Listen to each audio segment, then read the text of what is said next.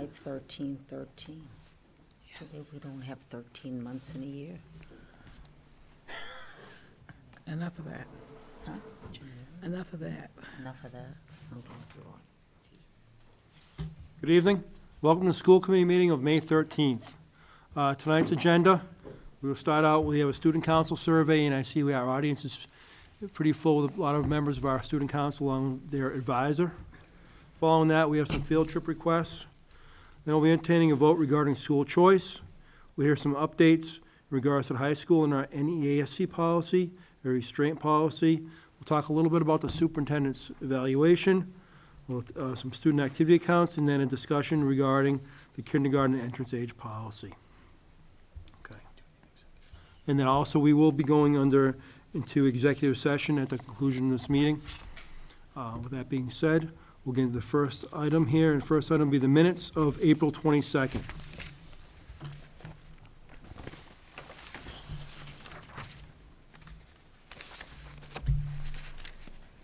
Okay, and I see that all parties here tonight were at that meeting for of April 22nd.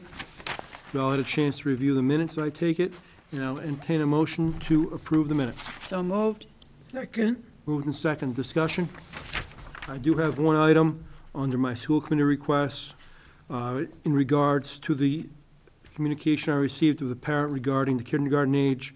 The minutes reflect that it was going to go to subcommittee, but I remember distinctly saying on that last meeting that the committee will be talking about that this evening. So if we just strike that in subcommittee and have it reflect that, we will take this up on May the 13th. So with that being said, anything else? All those in favor, please say aye. Aye. Aye. Let the record show, 4 in the affirmative and 1 absent. Minutes are approved. Our next item of business, I see we have Ms. Patty Spitz and her student council here. And please, you have the floor. Project. Welcome. Hello, how are you? Hi. Would you like to start, or? We introduced the mayor. Why don't you start? Okay, well, I'm Jacob Goyette. I am the vice president of the student council. I was during this year when we took the survey. And this is Ryan, you all know him. So would you like to start, or do you want me to start? You have information on yours. Okay. Well, I wrote a little thing here. I'll just start it off. Good evening, school committee, special attendees, and friends. I'm here to speak on behalf of the recently conducted Raising Student Voice and Participation Survey. This was designed to get not only the select student leaders, but the entire student body thinking of ways to improve their school and putting some action to it. Selected school leaders, including members of the National Honor Society, Student Council, and Naval Junior ROTC unit, went into advisories together asking 3 questions. What do you like about our school? What works here at Oxford High School? And what do you think we can improve in our school? After these discussions, which got every student actively engaged in conversation, a poll was drawn on what we could bring before the school committee and change about our school. The overwhelming answer was to bring back the woodshop class and also include certain other hands-on classes, including home economics. Also, more AP classes were also considered. We all understand that not only our school district, but the entire nation has fiscal limitations. It's unfortunate to say that most likely if I came before you asking for woodshop or home ec to be reinstituted in the later 90s, it was there, but just giving an example, there'd be no hesitation from the committee. The economy was a lot better back then. But I will not get into political beliefs, disbeliefs, etc., but it's undoubtedly the result of fiscal irresponsibility on our congressional leaders' behalfs. It's quite sad that the education of our youth must be affected by such decisions, but I digress. I know every single member on the school committee is tirelessly working for the advancement of students' education and learning. If there is any way we could afford the hiring of a woodshop or home economics teacher for Oxford High School, it would further not only the academic knowledge of our students, but the life and trade skills used in our most valuable workforce. Some people are more academically inclined, while others are hand-on workers. It's the truth. Instead of having students that have idle time on their hands from being placed into an academic lab that they do not want to be in, I believe these classes will positively occupy the mind and body. And I feel that these programs would help many academically inclined students to utilize not only book smarts, but common sense smarts. In conclusion, I would like to thank not only all the members of the board for listening to my speech, but also all the student leaders who took part in this wonderful survey.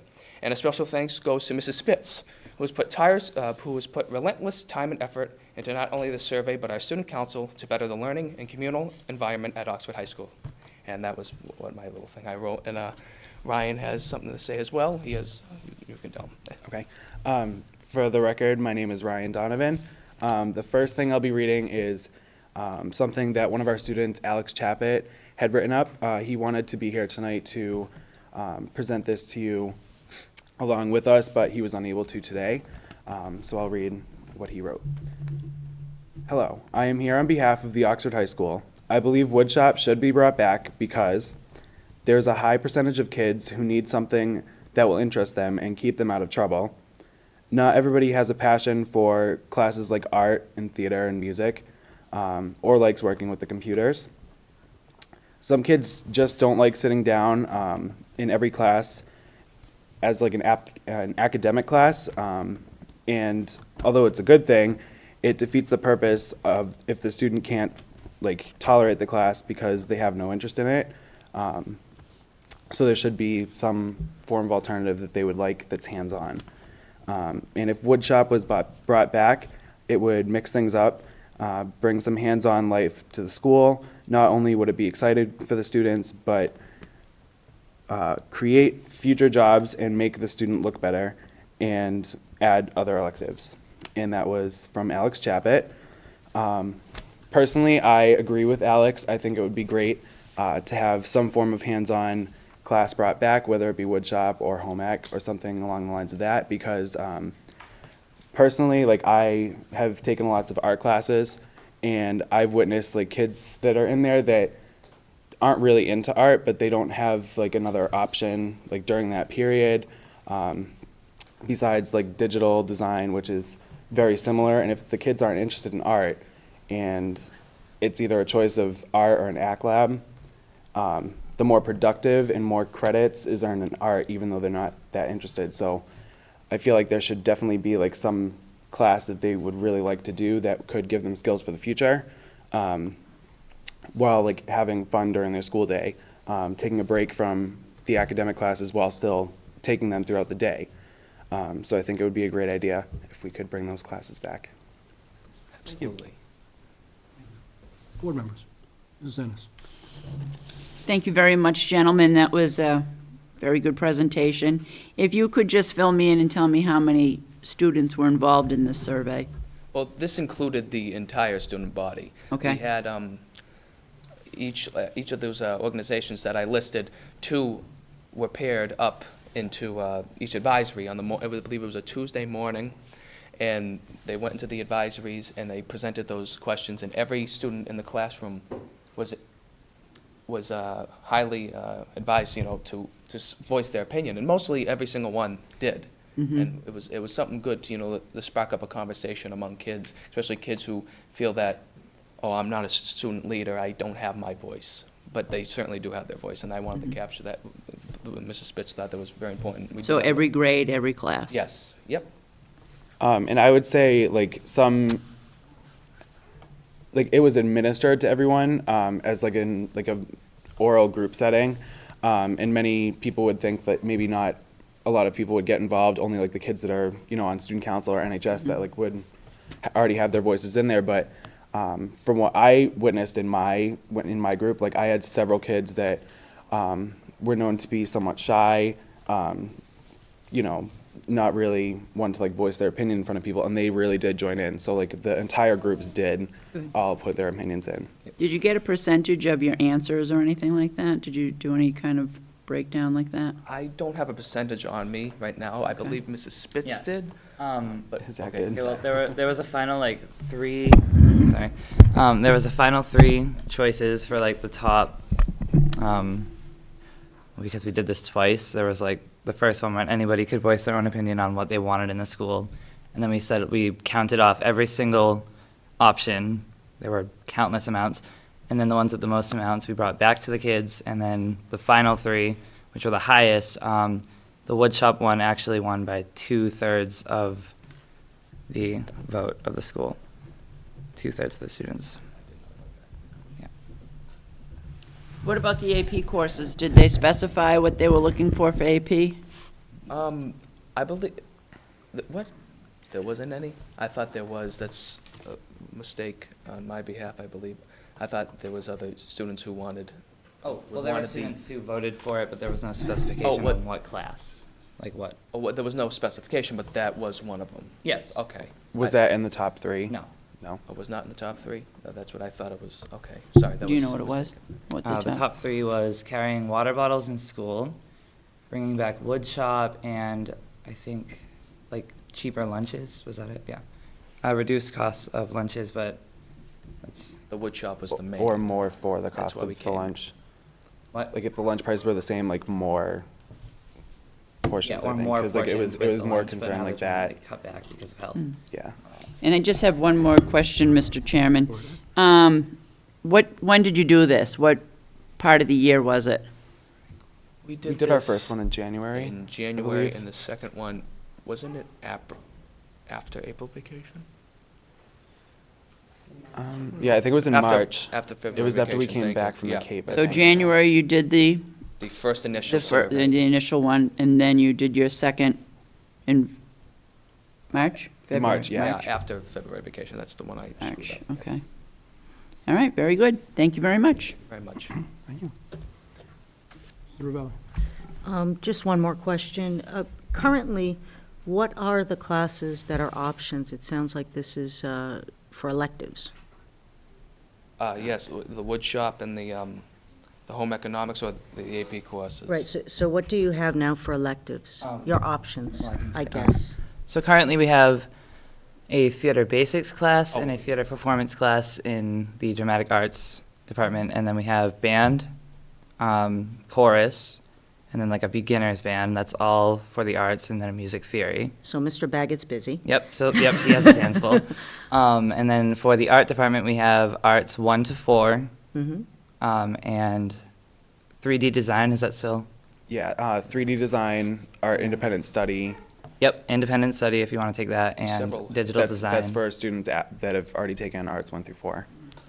And then I guess the only other one, well, NJROTC and gym. But, well, like, Well, Jim dark really ages isn't and a, these Yeah. other historical gym's a ones are requirement. electives, correct? Yeah, that's true. There are things like current events, the Dark Ages class. I believe there was at one point the History of Rock and Roll class. Yeah, yes. I think that was this year. Mr. Lorraine did that, I believe, the first. And there was a graphic novel class. Yeah, I think last year there were more English electives Mhm. than this year, I think, because I know Miss Cassavant did Because a I feel lot like there of- weren't enough students to fill the spots. That's what it was. And they needed like a certain number of students because then other teachers had like 31 kids in one class. So kind of Mhm. threw everything off. But understandable. So it's quite limited. yeah. Yes, and a lot of them, like, as you hear, are academic electives. They're not Mhm. these hand-on. Or things arts. beside- Yeah, in the arts. And if you're not into that, Yep. Makes it hard. there's not, if you're not into the arts of music, it doesn't sound like there's a whole lot, Nope. except for sitting in an ACT lab. Yeah. Okay. Thank you. I just want to comment, then I'll go to, and I think you, very operative word just used was hands-on. As many students are hands-on learners. And I think that those type of courses that you speak of, that you talk, your home ec and your wood shops, create lifelong learning skills. Something that they take beyond the classroom, they go out in their everyday lives. It may not necessarily lead to a career, but it's lead to healthy hobbies and a choice that they can be a more productive Yeah. person. They're learning something while doing it. So I think from my perspective, absolutely. This is what I'd like to see in here, that we do have some fiscal constraints with budget, and I'm sure a lot of you heard town meeting that we went to bat for the students, the teachers, the faculty, for the community of Oxford, for the schools, and we really need that. And in the future, your message like that, is you have to keep repeating that message to your neighbors, to your friends. When people get in the habit of school bashing, they're saying that, well, when I went to school, everything was fine. Times have changed. And that's where we really have to step up and say, and fight for every student in this district to find programs that can make those connections. That school shouldn't be just going to work all day. We've got to create educational fun. And that's what these type of courses have. And I remember taking them, and I teach similar type of courses now. I teach a computer class where kids can have fun learning Excel, PowerPoint, but how does it relate to the next step? And I think you hit some very good points with that. Mrs. Ennis, go right ahead. Very good, yes. I see a couple of our coffee teachers here tonight.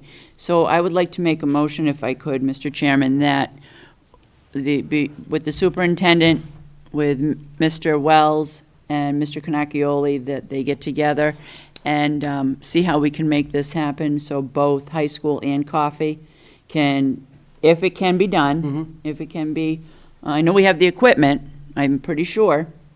Everything down there still works. I mean, I haven't been down there in a long time, but I know the equipment is there, and I think you do use it now, right?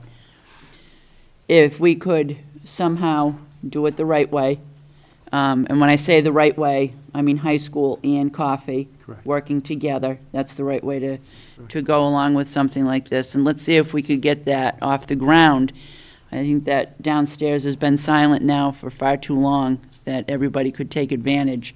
So if we could do something like that and maybe have, come back and revisit this late June, so we could move it if we're able. I don't know if we could use any of the coffee funds. How can we get it off the ground? I'd look for answers like that and hear from our superintendent, our principal, and Mr. Cannacchioli, I think would be very important. What you did here is very important. What you took on is something that we should hear from you students a few times a year, I think. It is a very, very difficult budget season for this school district. It is unfortunate. We, as Mr. Coonan said, we went to bat. I've been here 9 years, going on 10, and I have seen it go up and down, and right now it's flat. What can we do about it? This is what we do about it. People have got to talk. They've got to speak up. They've got to show that they have a passion about this kind of thing. Education is something you have to have a passion for, and if you don't, well, that's your loss, in my opinion. So in saying that, what you did, again, very, very well done. Mrs. Spitz is a great leader. She's showing you the right things to do. Appreciate that. Take that with you. Ryan, take that with you. Take all of those things you learned here with you, Zach, because it does make a difference. It does make a huge difference when you walk off that field for the last time when you go out into the world, these are the kinds of things you're going to remember. You know, for those people that are the naysayers of the Oxford Public Schools, they have no idea what they're even talking about. So I think what you did was great. I really do. And I'm hoping that maybe if we apply the right kind of pressure, come October town meeting, we can get some funds. So, if not sooner. And I know that the coffee teachers will be very excited, and I think that you guys especially will work will do whatever we need to do to get this off the ground. So, Thank you, Ms. Zenas. thank you very much. Ms. Zenas put a motion on the floor. I'm looking for a second to that motion. I will second it for discussion. And I believe that, Oh, didn't remember the motion. I know I talked too much. I was trying to, what the motion, basically, what the motion was, and I'm going to paraphrase Ms. Zenas. but Yes, please. The Go intent ahead. of the emotion, a lot of emotion in that as well, too. But the intent of the motion was to move forward with this, to get it beyond the discussion stage, to look to ways to incorporate both regular ed and coffee students and faculty to reinstituting a wood shop. Okay, and I've seconded. Any further discussion? All those in favor, please say aye. Aye. The record show 4 in the affirmative and 1 absent, and it's continued. So we'll see what we can do, and the superintendent has his orders from this committee, is that we want to see this work. Thank you. Thank you for coming in. Thank you for the entire student council come in, and a very fine representation of Oxford High School. Okay, thank you very much. Thank you. Oh. Where you going? Bye, kids. Thank you very much, all of you. Thank you. You too. Okay? Can I have the baby? Okay, next we have approvals for out-of-state field trip, and we have 3: Educate the Mystic Aquarium, Success Junior to Providence, Children's Museum, Providence, Rhode Island, and the grade in 9-10 field trip to Lake Compound in Bristol, Connecticut. And one more, just to add as well, and that is an NJROTC leadership field trip to Newport end of this week.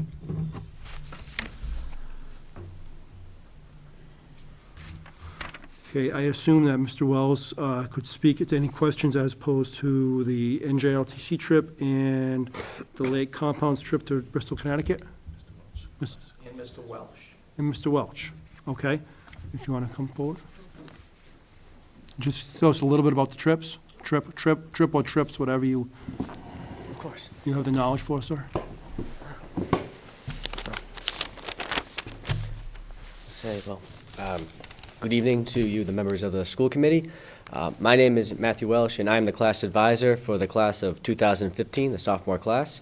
I am here tonight representing both the sophomore class and on behalf of Courtney Nugent, who is the advisor for the junior class, who is unable to attend tonight, to ask for approval for a joint class trip for both classes.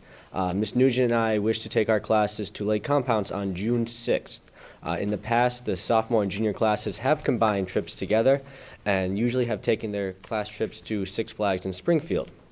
However, we wish to do something different this year and go somewhere that is more affordable for our students. As you may know, the prices for Six Flags is very expensive, and many students may not have the funds to be able to go. The park is in Connecticut, and we are here to ask for the opportunity to take our classes on this trip. The main purpose of this trip is one of a community building, giving our classes the opportunity to come closer with one another and to give students the chance to expand beyond their comfort zones of their own friend circles and connect on a greater whole with the whole class. I personally have seen after other class trips, students that normally would not want to work with one another become much closer with each other and become more involved within their classes. Our plan would be for those attending the trip to leave the school in the morning, and we'll return to the school most likely after the school day has ended.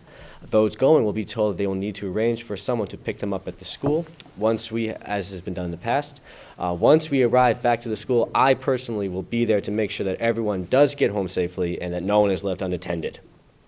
Courtney and I have been in contact with the management of Lake Compounds, and we have looked into costs for this trip. The total cost of the trip would be $30, and which would include the cost of a bus rental, tickets into the park, and a provided lunch. As I mentioned before, this is much more affordable than some previous class trips that have been conducted, which have cost upward $40 plus. In order to provide safety for the students on this trip, the class advisors from the classes will be in attendance. For students with special needs, we will be working with both administration and discussing with aides that work in the life skills program to allow for extra support for students that may need someone else to be there with them, so that they too can become involved in our class, to know that they are a part of our class, and that they should be proud of being with us and not feel like they should be like they are being isolated, and that we want to get everyone involved together. Just to really push forward this nice community building exercise to get us together as a class, to work together, and to really have inter-class cooperation with one another for future events. I want to thank you for allowing me to speak about this matter, and I'd be happy to answer any questions that you may have. Very good, thank you, Mr. Welch. I know, thank you for your very informative presentation. I did have a few questions, and you answered them all in that presentation. Board members? Mrs. Ennis? I'm just curious, what do they have what is the Lake Compounds? What is the? It is a theme park. It's Oh, it much is? Like, Oh, it's okay. much like Six Flags. However, okay. they have a water park. They have Oh. roller coasters such as like that. The reason why we were playing, as I mentioned before, about why we would like to go there is much more cost efficient. Sure. And that students that may be scraping by to be able to want to go on this and join their friends and meet with other kids within the class normally may not be able to afford those tickets. And we would like to be able to include a much wider group to allow more people to be able to come, to more kids to be able to work together and really have that powerful message of like we're all together as a class and we can do things like this. What if to you show run them. into students that can't come up with the $30? We have been working already to try and deal with that issue, putting them on some sort of payment plan, Okay. a few bucks here, a few bucks there, so then when the money does need to be in, they'll have the money to be available. They don't have to possibly pay it all at one day. Maybe this week they pay half, next week they'll pay the other half, so that they can still be able to go, but also be able to get the funds in a time that is orderly and able for them to still be able to And when purchase is what's the date for the trip? The day of the trip that we are hoping would be June 6th. Okay. All right, thank you very much. You're very welcome. Any board members? Entertain a motion to approve the Lake Compounds trip to Bristol, Connecticut. So moved? Second. Moved in second, discussion. All those in favor, please say aye. Aye. Record show, phone in affirmative, you're approved. Thank you. Thank you very much. Thank you, Mr. Wells. Thank you. Thank you, school committee members. I appreciate this. Thank you. Good, thank you. Mr. Wells, could you speak about the NJROTC trip? The NJROTC trip is a trip that is an annual trip. It is the first time it came to my attention. It was, the acronym was BLT, so I started to salivate. But it's actually the basic leadership training academy. And I know that you happen to work in the orange and black field as well with the North Polar Bears. And they will be hosting the basic leadership training. And it will be at the Naval Training Shipyard in Newport, Rhode Island. So it's something that has gone on for the past 16 years here at Oxford High School. They will miss Friday the 16th. They'll leave Thursday afternoon, and all expenses are paid for. They will return Sunday afternoon. It is an annual pilgrimage, and again, they focus on student leadership qualities, and many of you are familiar with it. Very good. Thank you, Mr. Wells. Questions? Being none, entertain a motion to approve. So moved? Second. Moved in second, discussion. Being none, all those in favor, please say aye. Aye. Record show, phone in affirmative, one absent, and they are all set. And the superintendent will speak to the other two trips. Go ahead. Thank you very much, Mr. Coonan. The Educare trip is one of the field trips that they are very well known for. That is taking place on July 24th during the summer. Because it's out of state, I asked that they get approval from the committee, and they run these every week during the summer. This is the only one out of state. And again, it's on Wednesday, July 24th, for the folks that sign up for Educare Camp. Okay, questions, superintendent? Being, entertain a motion to approve. So moved? Second. Moved and seconded, discussion. Being none, all those in favor, please say aye. Aye. Aye, record show, phone in affirmative, one absent. That is all set. And Success Junior to Providence Children's Museum. Mrs. Shannon's room at the middle school is taking a trip, planning a trip to the Children's Museum in Providence this coming Wednesday. And it's a short ride, but again, similar distance to Boston, but out of state. So they were hoping to get that approval from the committee, leaving during school and returning before the end of school. Okay, I'm not familiar what Success Junior is. Do you know? Could you fill me in that, please? That would be the life skills Life skills. class at the middle school. And there'll be, again, adequate supervision and I saw the all list. accommodations. Yes. Will be handled in Yes. lunches and everything's good. Yes. Very good. Thank you. Questions? Being none, entertain a motion to approve. So moved? Second. Moved and seconded. Discussion. Being none, all those in favor, please say aye. Aye. Aye. Again, record show, phone in affirmative, one absent, and that is approved. Thank you. Okay. Jumping down the agenda, our next item is in regards to school choice. Annually, this committee has to make a decision if we are going to renew our commitment, sign on for another year of school choice, or we may decide to go in different directions. I'll turn the floor over to, I think, Mr. Wells. You want to speak on this one, or Mr. Himmelberger? You both would like to speak to it? Okay, just enlighten the committee, I guess, how it's working right now and what you're seeing. Just a background for the committee, as you know, in Massachusetts, districts can vote to accept students from other districts through school choice, and some of our students choice out to other districts. We have currently accepted students in over the last several years. We had 24 slots voted the last several years at the high school, grades 9 through 12. And I think that Mr. Wells has some specifics in terms of his recommendation. Mr. Wells, go ahead. I will be the first to admit that I did come before the committee, along with the superintendent, a few years ago to recommend this. Mr. Spitz, if you recall, was vehemently and adamantly against it. And quite frankly, he felt that the student population that we would get at Oxford would not necessarily be the top 10% of every class, and he was absolutely correct. What we have found in my short tenure with school choice is that a lot of the students have attendance issues, a lot of the students have tardy issues, academically struggle with their classes on the whole, and included in there would be some discipline issues as well. So a lot of the students, the vast majority, I would have to say, present more issues to us than benefits. Now, originally, as we looked at it, we thought that with such a beautiful building that we would be able to attract students that would like to take advantage of our core curriculum, our limited number of electives, also our athletic, our NJROTC. We thought our band, under the leadership of Mr. Baggett, unfortunately, I would have to say, and I'm going to, off the top of my head, that over 90% do not participate in co-curricular activities. And the majority are in standard college classes.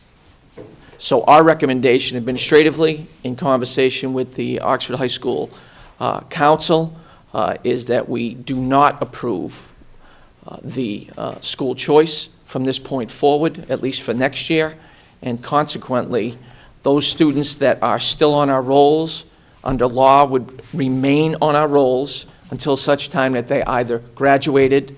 Unfortunately, we've probably had one a year drop out, which goes on our numbers, even though they reside in a different community.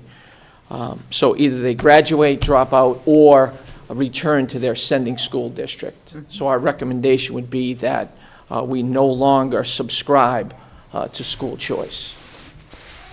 Mr. Wells, you mentioned you had 24 slots at the high school here. Is that annual? Annually, we have had that many available, About how many do you fill? at least a minimum of 15. Oh, 15. It's currently 15, thank you, sir. Okay. Board members, Mrs. Ravelli. How many years have you been accepting for school choice? This is our Fourth.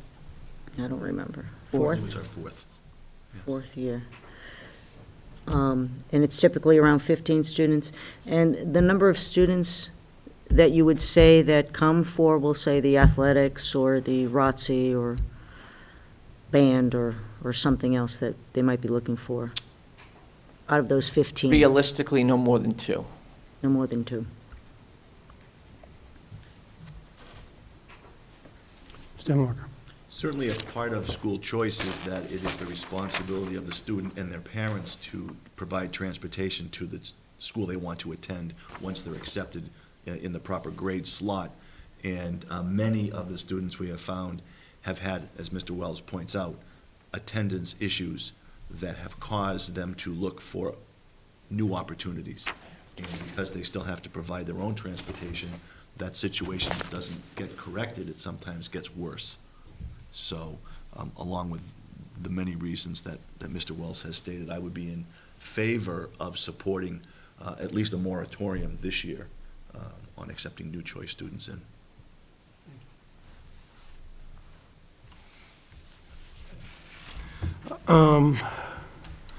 Looking around the room, I think board members have asked a few good questions, and it's something that you look at, and Mr. Wells made some great points. It looks, on the surface, very, very attractive. In reality, I guess kids are looking for new starts, and maybe Oxford isn't the place to give everyone a new start based on past record. That there are probably some very good students in the program, but I think the program has been tainted. In other words, what you're saying is the students that are coming in, and I'm hearing your message that it didn't work in other schools, and we all follow this Common Core in high school, almost where you go. You're going to find there's rules, there's procedures, and it's not for them. They've tried Oxford and go from there. Mr. Wells, go ahead. See, part of the requirement from the state is that you can't filter students. So anyone that applies, essentially, unless they've been excluded from another district, has to be accepted, unless your quota is full. But if it's full and all of a sudden a 6'7" honors student that plays basketball shows up, they better not be accepted or you're going to get yourself in a little bit of hot water. So all students, unless they've been excluded, essentially are accepted by school choice. Thank you. Okay. At this point, I would entertain a motion not to authorize school choice for the upcoming school year. So moved. Second. Moved and seconded. Discussion, I think just point of clarification, it would be for any new students, that the current students, that we do have an obligation to educate those students, and we will to the best of our ability. Okay, moved and seconded. Any further discussion? Being none, all those in favor, please say aye. Aye. Aye. Let the record show, 4 in the affirmative, and 1 absent. One absent. Motion passes. Okay, so school choice will not be authorized for next year. Mr. Wells, while you're here, we can jump right to the NEASC update, please. Well, as some of you recall, we had the pleasure of hosting the New England Association for Schools and Colleges. Actually, it's a pretty pricey endeavor, but it's something that's mandatory. And that was a couple of years ago. We just received our 2-year follow-up report. I had, with our committee, we had to submit a lot of documentation, the changes that have transpired at Oxford High School since their last visit. They were favorably impressed. I don't know if you had time to go through it all, so what I would like to do is just to highlight, and what they normally, on a NEASC visit, after their first, they spend approximately 3.5 days literally living in the school building, meeting the community, understanding the fiber of the building itself. And so they put an awful lot of time and effort into that. So some of the, normally what happens is 1/3 of your comments are negative and 2/3 are positive on the original. At this point in time, after our 2-year evaluation, as you can see, there's an awful lot of positive changes that we have conscientiously worked at and have made here at Oxford High School. Just for the record, speaking to those viewers at home, it always seems that a rumor floats out there, whether it be on the soccer field or the baseball field, that Oxford High School lost their accreditation. That is far, far, far from the truth. The absolute truth is that Oxford High School is in good standing with the New England Association of Schools and Colleges and is not even close to losing accreditation. So if you could assist me in getting rid of those, extinguishing those awful rumors, I would appreciate that. Some of the highlights, just very quickly. One was the appointment of a K-12 curriculum coordinator. So when you're looking at especially scaffolding and having someone to oversee curriculum, they felt that that was a great positive move, which benefited obviously Oxford High School as we look at pre-K through 12 education. The initiation of curriculum mapping, we've begun using Atlas Rubicon, which is a software tool that each of the buildings is usually using to do their curriculum mapping on, and there's consistency with that all the way through the district. The numerous and varied opportunities provided to the staff to grow professionally. Our in-service training, and again, at the kindness of the school committee, putting in the additional half days. The fact of the matter is, we've probably had, in my 5 years, this year by far, this year was probably the largest number and the best selection of quality professional development seminars that we've had in my 5 years, and that's all that I can speak to. The development of the Assessment of Student Learning Committee and our data teams, they certainly were impressed as we're starting to look at numbers with students through MCAS and some of the other testing that's done at the elementary schools and the middle school. The partnership with Nichols College that Oxford High School has, enabling students to earn college credit. They also had been aware that we have other articulation agreements, for example, with Quinsigamond Community College, where students can go in their senior year full-time and still participate in co-curricular activities, but the addition of Nichols College certainly pleased them. The district capital improvement plan to the upper administration, the extended hours of our librarian, the school committee, as well as the administration, put an awful lot of effort into improving our library media services, and it certainly has paid dividends here at Oxford High School. The reinstatement of previously eliminated teaching positions and the addition of 2 full-time permanent substitutes. Bringing those positions back they felt certainly was in the best interest of our student body, most especially when you look at student-teacher ratios. The strong participation in Special Olympics, giving the students a more diversified look at volunteerism.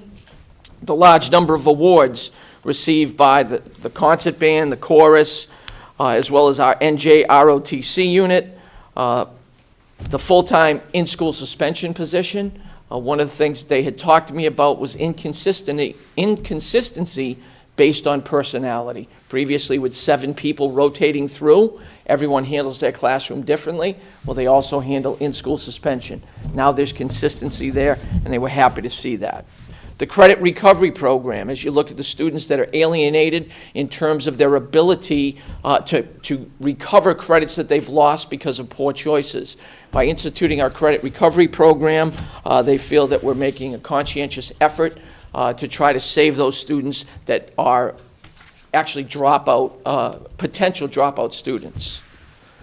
The relocation of the guidance office near the main office to facilitate communication between the guidance staff, students, and parents. And I can tell you firsthand, it certainly has made a world of difference just from the communication standpoint alone. Not an ideal situation because of the setup that we have, but it certainly is outstanding when it comes to communication. Being able to walk across the hall is so much easier for an eye-to-eye, person-to-person contact conversation about students. And then they had, as you can see on the bottom of that second page, they requested the school officials submit a special progress report by this coming December 1st, providing detailed information on action taken to address the following recommendations. Confirm the alignment of all curriculum documents with our school's core values. Our school's core values, we've only been into, this is essentially 2 years into the NEASC visit, and they've already changed it again. So mission statement will be going by the wayside, and now we have to change our mission statement to our core values. And we've had teachers that have gone out to visit other school districts as part of visiting committees. We will continue to do that so that we can stay apprised on what's going on currently. Confirm that a common curriculum format that includes units of study with essential questions, concepts, content, and skills, the school's learning expectations, instructional strategies, and assessment practices that include the use of school-wide analytical and course-specific rubrics. We've started rubrics 4 years ago, and we just have to expand those, but we have to show validation that they're being met. So with our follow-up committee, we'll continue to work with that. I'll be meeting with department heads and any teachers interested in developing the core value beliefs for Oxford High School within the next 2 weeks. Adopt a formal system to measure achievement of the civic and social expectations. They were presented. They were also part of our school improvement plan last year. But again, it's nice to present things. The question that they want to know is, what are you using for measuring tools and devices to demonstrate that what you have presented is actually coming to fruition?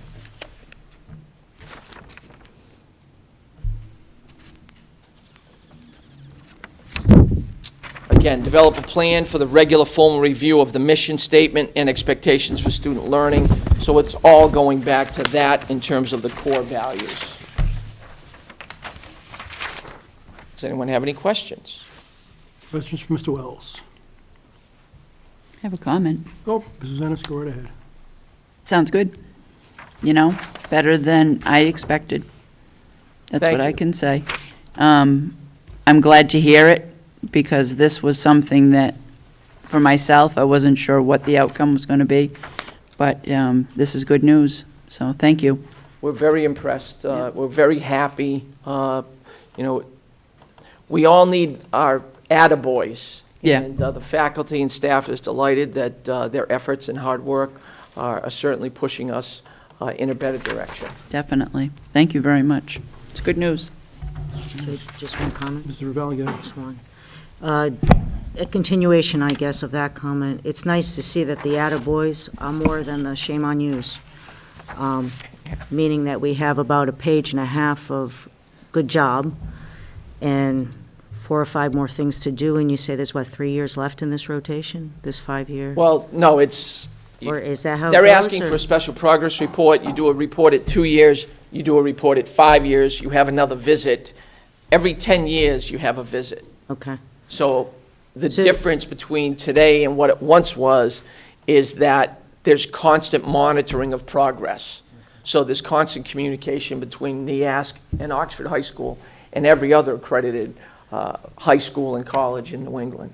so my other question then, considering the funding that we're looking for this year, are we thinking that we can continue with, and we'll be able to continue with the attaboy section and fulfill what we need to do, not to slide back in these areas? Quite frankly, most of the attaboy sections, well, that's always a wild card, quite Is that a frankly. good question? I was trying to ask That's that. Do you get confusingly that? clear. Is it? Good. The fact of the matter is that when it comes to personnel, they recognize that the student-teacher ratio, when you look at the whole, you just heard the student council, talk about the survey, and I couldn't have presented it any better, and my hat's off to Mrs. Spitz and them for doing that. So there's always that risk. As soon as you start to reduction in force, every change has to be reported back to them. As soon as you do that, then they give you a slap on the wrist, and that's going in the wrong direction.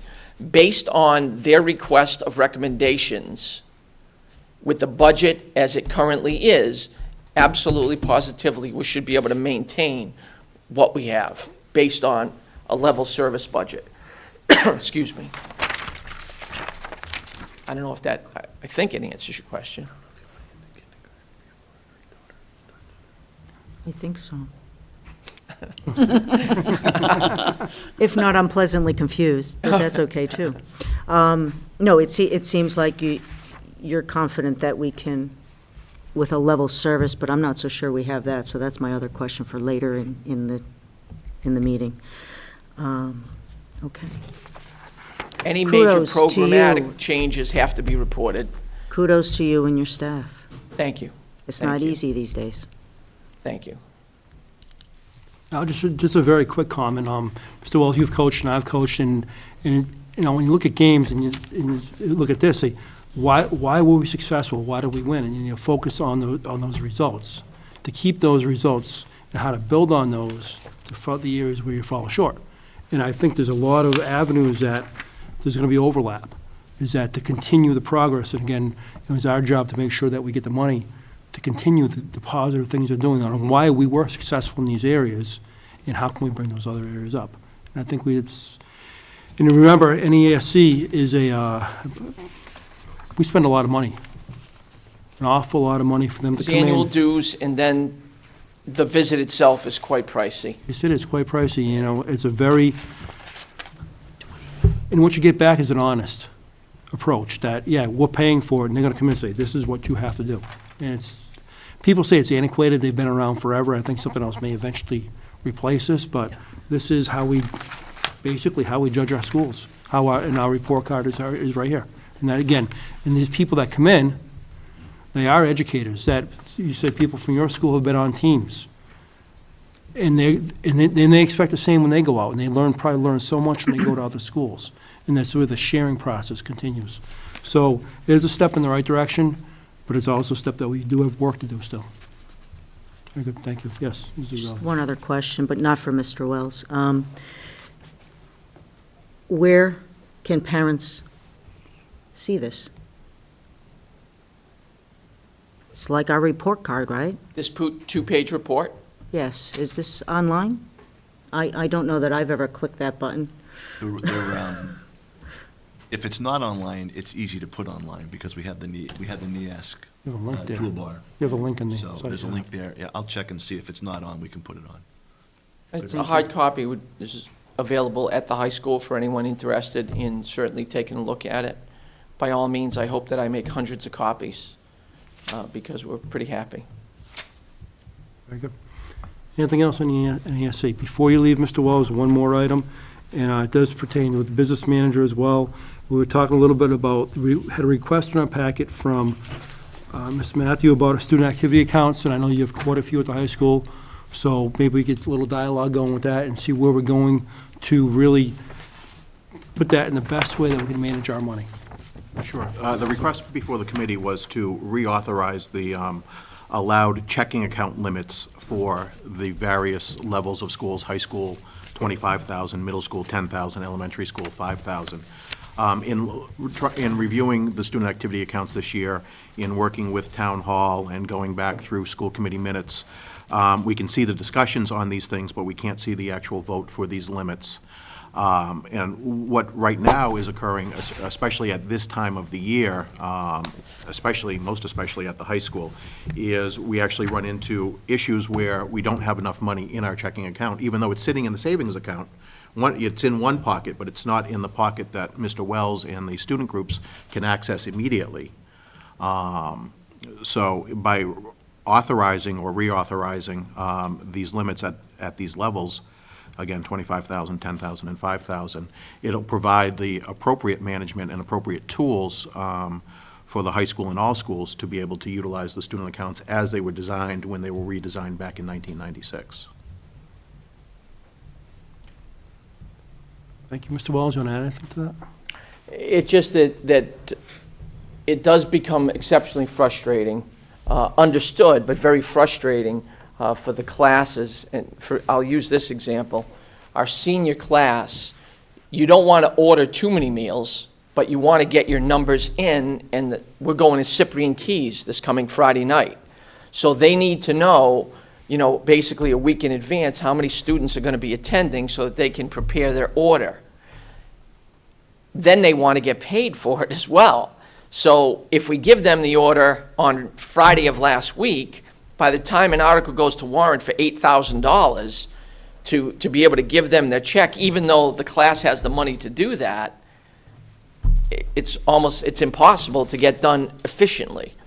Instead of going on a class trip, they're doing a senior dinner dance on a cruise line in Boston Harbor. Well, they want their check as well.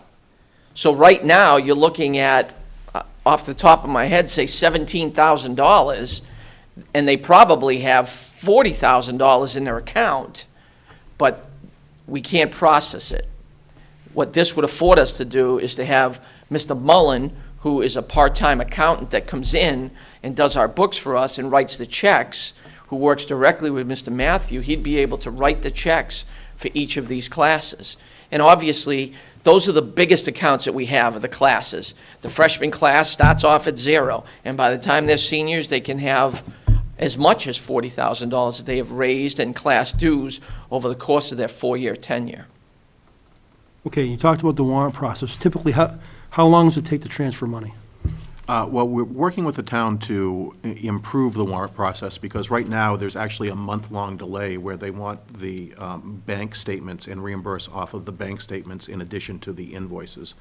And it would expedite the refunding of the checking account to be able to pay right off of invoices. I don't think that there's an issue at Town Hall with making that recommended change, but we wanted to have these limits reestablished before we put everything into place. So tonight, we're asking to reestablish limits, and then you're going to go through and try and rework a policy with Town Hall? We'll work to improve the process with Town Hall, yes. Work to improve the process. Okay, board members. Okay, please keep us abreast as what's going on with that, particularly as Mr. Wells said, it's a busy time. So currently, how the system works is you have to anticipate the transfer of money up to a month in advance that that senior class will need $25,000. Actually, the way it works is what we have expended in the previous month is reimbursed into the account, and then that is the starting point for what's able to be spent directly from the checking account that particular month. Every week when if I may, Yeah, I'm sorry, please, through fill the me in, chair. please, yeah. please. Every week when Mr. Mullen comes in, Mrs. Lilly sends out a notification so everyone is aware of that. So with all the clubs and the organizations that Oxford High School has, reimbursement sheets, I get the receipts, I have a reimbursement sheet that it's attached to. I sign off that it's legitimate, it goes to him. He may have what is the balance right now, Rich, at the high school in terms of availability? In terms of the checking account? Right. It's in that 10 to 15,000 range. But what might happen is some of these that are handed in may not get paid this particular week because the money is not, there's not enough money in that particular checking account to cover these. So even as it is, there is reimbursements sometimes that aren't even been able to get given back. Because there's occasions where people, you know, as you 2 or can 3 probably. months. What? Wait 2 or 3 months, I'm sorry. Well, but like student council, take student council, for example, and as a parent, you know, you may want to, your child is involved with helping set up and get food. So you might front some of the money for that food. Mrs. Spitz gets it, she makes sure it's all accountable, she hands it in. But then I have to respond by paying Mr. Coonan or Mrs. Ennis back. Well, we couldn't do it this week because there wasn't enough in the account. Not that there's a lottery system, but sometimes those have to get passed over for 2 weeks, and that's in-house. Okay, now, and I'm sure that the rules in finance laws have changed dramatically over the last year to try and prevent the fraudulent items that happen. I mean, Absolutely. the Bay Path one always comes to your mind. That was a little different account. I think there was one in Lunenburg. You know, for a good year, you open a paper and say, "Ooh, someone else is being investigated over things like that." So how does the law work into this, and how? I guess the statement is to come back to the committee, is to report back on what progress we're making, because I see that. Mr. Wells is saying here, like, wait a minute, you know, I spent $25. You told me I'd get it next week. Now I'm waiting a month for it. Is it worth it? But even still, the band, for example, Mrs. Ravelli, they sell pies. So, well, when you order 300 pies, Yeah. they want to get paid. Right. And what happens is it takes you, so they ship, we receive, and now it takes them, you know, over a month to get, and some of these companies aren't really like huge, where you could go to 30 days or No, 35. it's almost counterproductive. You're trying to raise funds through like a fundraiser like that, Right. and you're not getting good rates, and you can't pay your bills on time, so no one wants to do business with you. The process really does handcuff the student activities, especially at the high school where that's the greatest volume. And again, I have spoken with the town finance folks, and I don't see any resistance to making the changes that we'd like to make, you know, by having the increased level and then going on a much more proactive reimbursement process. You know, there's no resistance to it. It's simply, this is the first step. The first step, okay. So right now, I'd entertain a motion to approve the limits for checking accounts as set forth in the memo of May 9th by Mr. Matthew, with high school, $25,000, middle school, $10,000, and elementary, $5,000, again, for levels of the checking accounts. So moved. Second. Moved and seconded. Discussion. Being none, all those in favor, please say aye. Aye. The record show 4 in the affirmative, 1 absent, motion passes. Thank you. Good luck, and please keep us abreast, and the committee informed as to what's going on with this. Committee an update in June. Thank you. Okay, I'm just going to jump ahead a little bit. We have the A and V policy of superintendent's evaluation. Let's jump to the kindergarten entrance age policy. And basically, just the background on this one is, I don't know if the whole committee received, but I received a letter, and the superintendent met with a set of parents that were interested in, I guess, a waiver, some type of exception for their child to start kindergarten at an earlier age.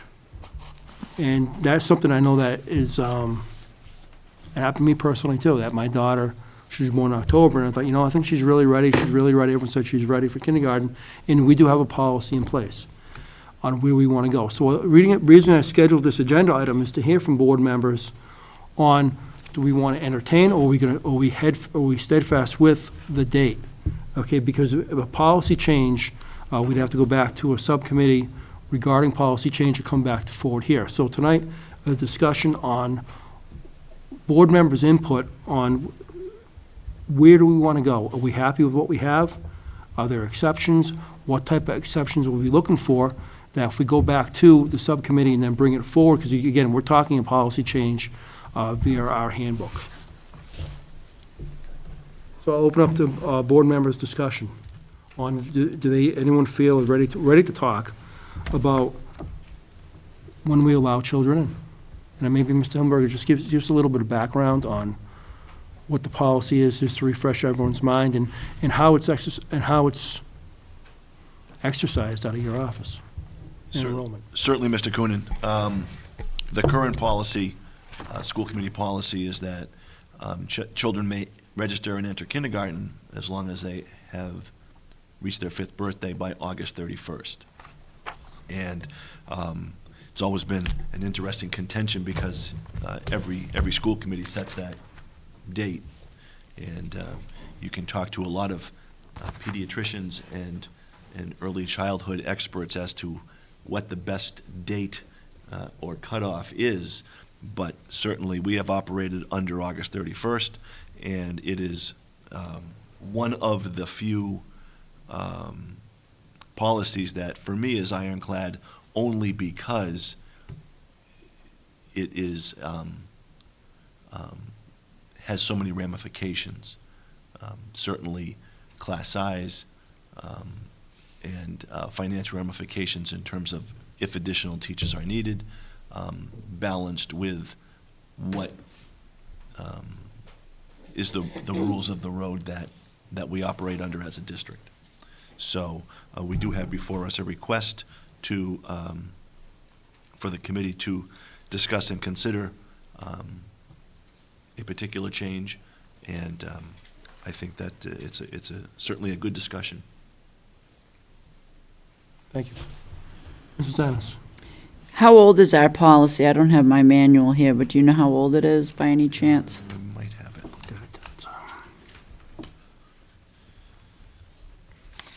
Adopted May 22nd, 2000. Well, I think it deserves discussion, and I also think it deserves review. I understand exactly where you're coming from with the date. I think that when my daughter went to school, it was the same.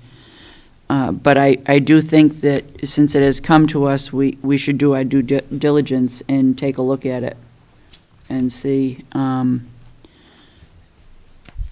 like to see what other school districts are doing. I don't know if they're holding fast to this August 31st date by the 5th birthday or not. If they are, and we can go through some of the information that other school districts, some of their policy that they're using, I'd be very interested in seeing that. I think because the policy's so old, it deserves a review. Thank you, Ms. If Ennis. it was more up to date, may not, but I think with this, it does. No, Ms. Ennis, I hear you on the date, because you look around, different districts have different ages. I guess, and my dilemma with this one too is the Pediatrician Society, however they set it up, that this was deemed the right date when children start. Every child is different. And how do we go about assessing if children are ready for kindergarten or they're not? And I said, I went through my own daughter. My wife and I had to, she's ready to go. She should go. She should go. And how the policy was, and we respected the policy, and we didn't send her. And you always think back in hindsight, it was a good thing or a bad thing. And again, every child is different. That I think is a great starting point is to go look at other districts, what they have to offer, on how they handle it. I believe Charlton, that they take, that they'll screen the child, and this isn't quote, but I know that if there's open spots afterwards, that they may have 4 or 5 open spots for children if they qualify under the screening process, where they stand. But I'd like to see the Charlton policy and review from the neighboring communities, if anyone knows of someone that may allow them in at an earlier age, on how they do it and how they justify to themselves if the child is physically and educationally ready to go to school that age. I mean, some kids at 5 at that age aren't ready for school. Go ahead, sir. Certainly, understanding the interest of time, I would be willing to compile that data for the committee for the June 3rd meeting and have it to the committee prior to that meeting. Thank you. Thank you, that would be a very big help. Because, Mr. Chairman, Go ahead, Ms. Wagner. I believe the committee and others are aware of the amount of effort and money that's being funded by the state to help children to be ready for school. And Mrs. Morrow does a wonderful job at the library and at the Chafee School. And so this, I would think, would eventually impact when the children are ready to start. Absolutely. Absolutely. When children are ready, the appropriate age, and again, who deems what the appropriate age is based upon right. what their abilities are, that some are ready, some aren't. And how can we, I guess, go about and make that judgment? Oh, this child's ready, there are tests out there, and it'd be interesting to see what other districts are doing with that. So I think that's a very good starting point. Yes, ma'am. I'd like to speak to the committee. I'm actually the parent that Go right ahead, please. wrote you the letter and the email, and I spoke with Mr. Himmelberger and myself back during April vacation. I'm a teacher myself. My husband's a teacher as well. We both teach middle school. My name's Palmina Griffin. I teach in Southborough, Massachusetts, and I'm passionate about education, so much so that I've been learning a little bit about each one of you and considering myself if I want to join our district school committee as well.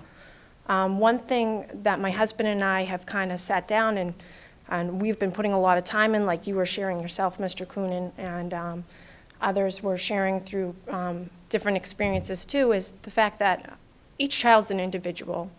And we're faced with our daughter who doesn't meet the cutoff by just a very few days.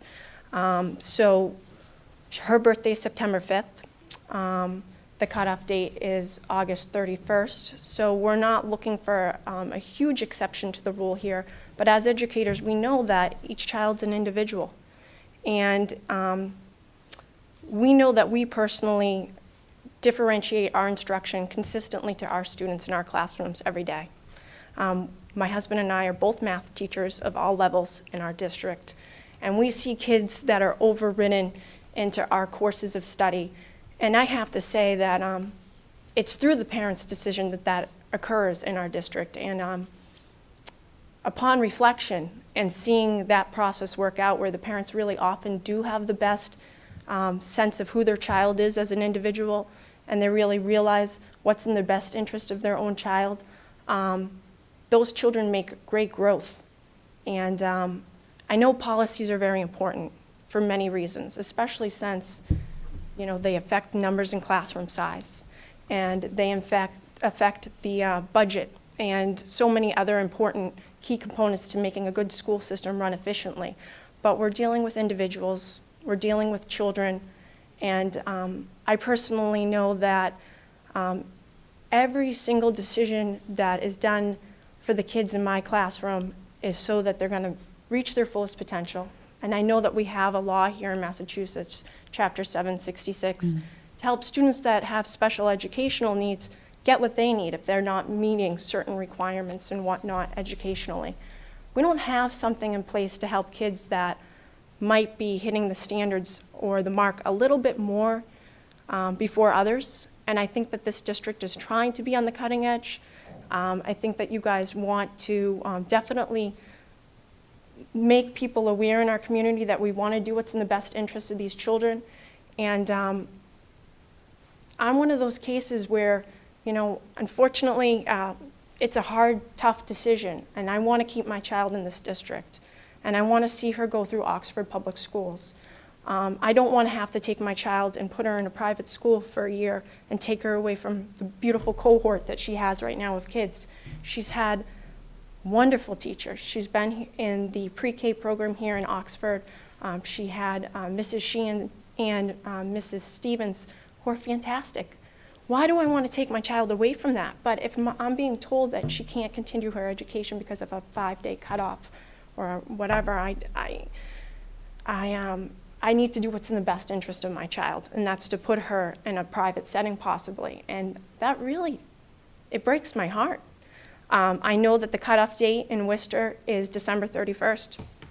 That's a huge difference. I know that they have different, you know, socioeconomic backgrounds where they're probably doing that to help their kids with like a Head Start type program and other things. But I know our community also struggles in some respects where we have a lot of people that need good placements for their kids, and we have a lot of bright kids here. So I really try to shorten it up. I just want you guys to take your time to think, what would you like to see happen for your own kids personally? And I know that you all are on this board because you see the Oxford kids as your own kids.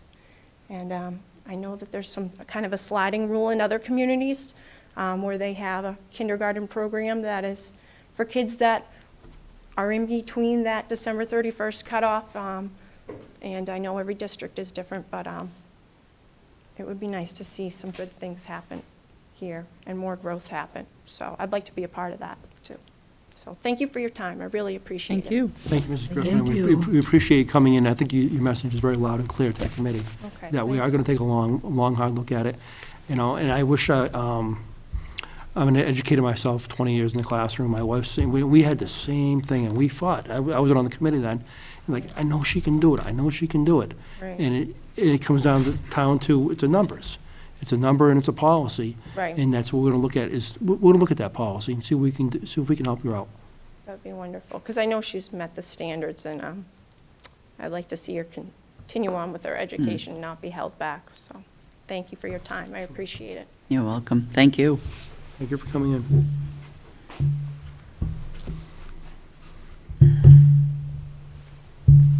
Okay.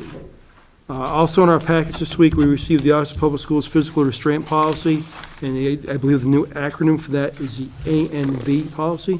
Mr. Hillenberger, please fill us in as to the changes. Thank you very much, Mr. Coonan. We wanted to update our physical restraint policy under 603 CMR 46. The Code of Mass Regs has now, as you say, changed it to ANV, Applied Nonviolence, and simply we have taken our current policy and updated the verbiage to make sure that it complies with the current 603 46, and also have added a form that all buildings can use. Certainly, one of the challenges we have is to make sure that across the district, all of our processes and policies are common to all buildings, and this certainly does this.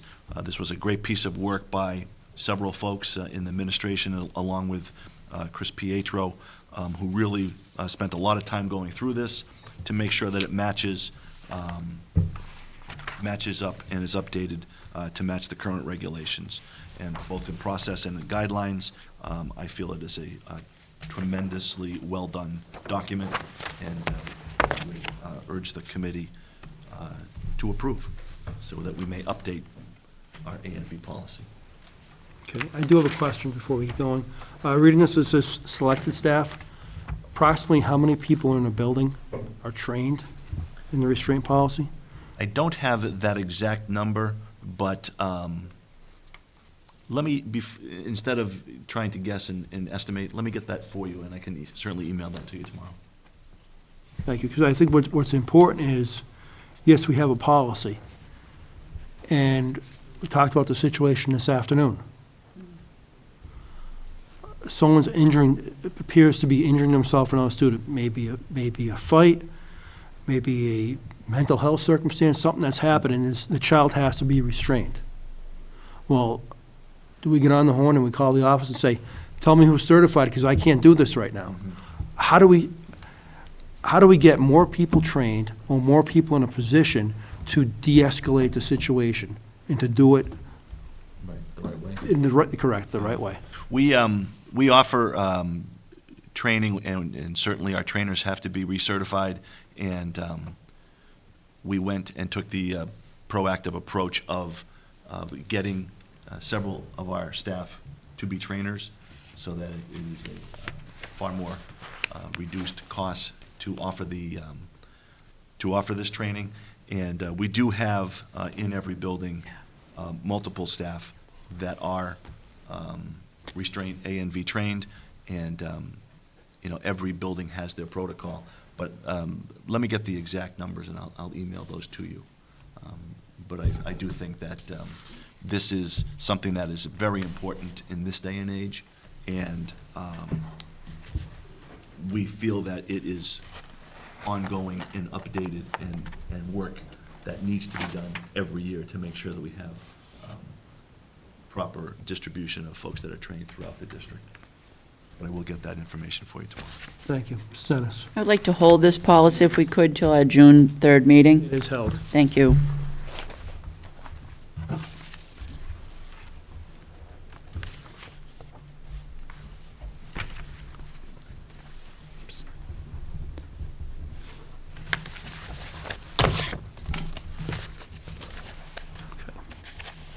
Our next item of business deals with the superintendent's evaluation, and this is a very brief intro of the evaluation. I know we are behind schedule on that. However, I think I have a timetable that we can move forward, and we can get this done in a not only it's passed timely fashion, but a timely fashion as it concerns this committee, and also to the intent and purpose of how the policy was set up. Okay. In your packets, you all should have received a narrative from the superintendent, as well as an evaluation statement, including evaluation numbers, and I think some of you have started this, and there is a process that will entail filling out the evaluation. Once the evaluation is filled out, I'm going to ask that those evaluations be submitted by next Wednesday, the 22nd. To To the superintendent's office. You put it in an envelope to Melissa, and she will lock those away, and I will pick those up. Excuse me. May I give it to you now? I'll take it now, if you're ready to turn it in. Yes. If there's no further questions, that's what this is about, okay?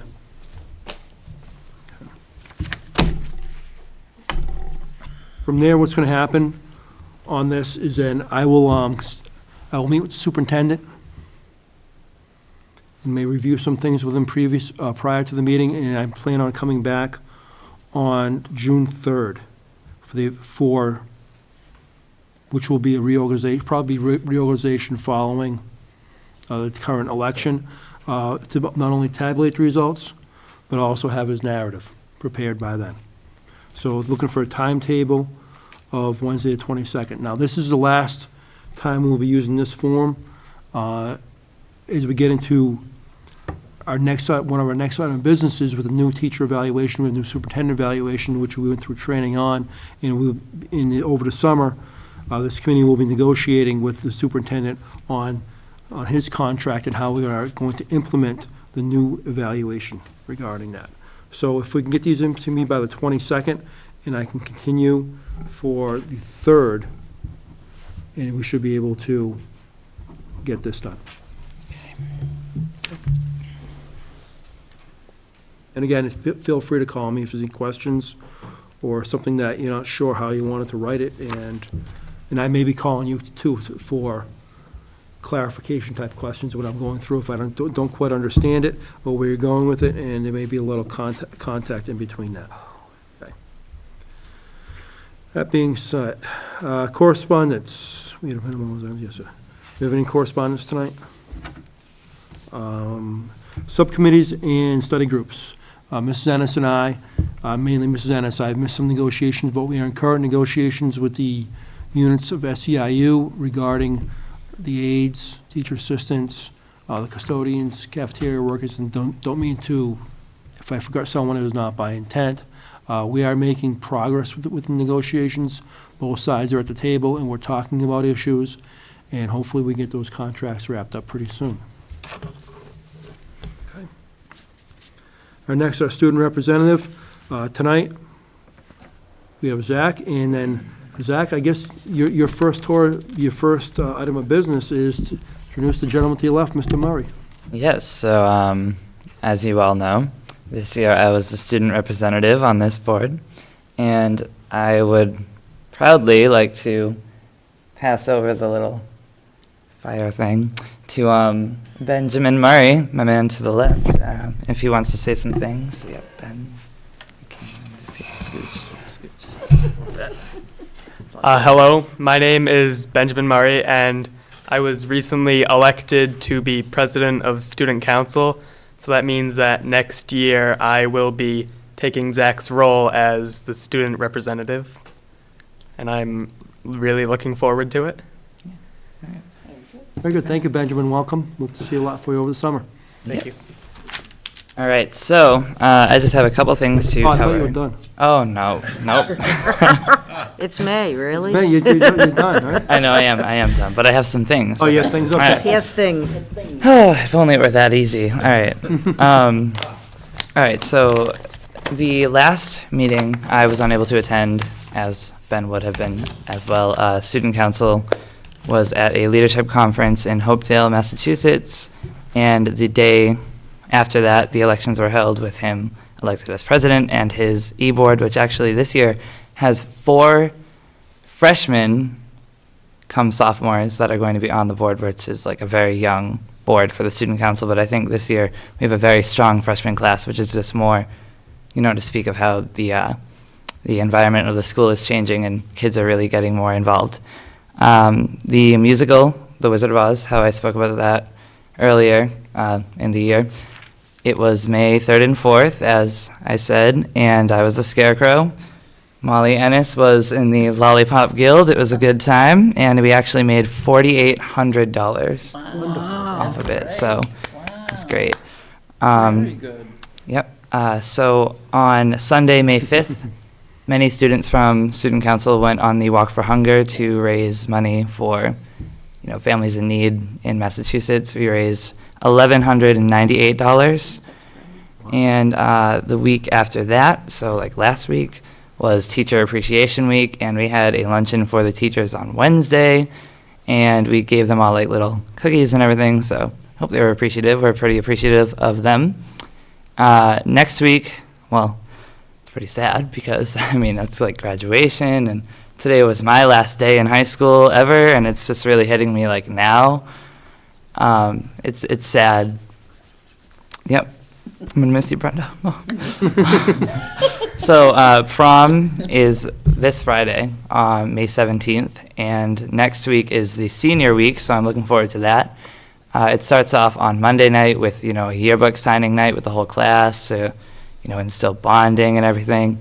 And then on Tuesday night, we're doing the baccalaureate, which is the new thing that Mr. Wells started, I think, 3 years ago, when all the priests and ministers and whoever from the religious facilities in town come and kind of send us off on our new journeys in life. And it's a very uplifting experience. I've had the pleasure of singing with the band and chorus for the past 2 years there.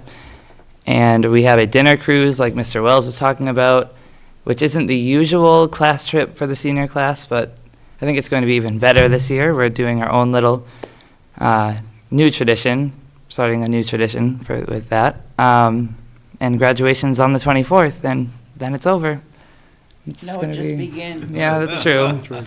So I guess, yeah. It That's never all. ends, it just begins. New beginning.